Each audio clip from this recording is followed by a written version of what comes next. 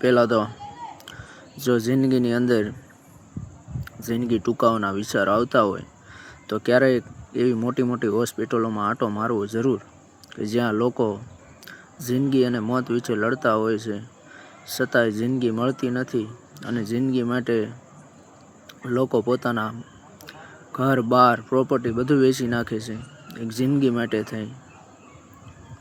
એટલે જિંદગી બહુ કિંમતી છે, જીવો. કોઈ પણ જાતની પરિસ્થિતિ હોય ને એટલે આત્મહત્યા કરવાનો વિચાર નહીં કરવાનો, હંમેશા મોજથી જીવવાનું.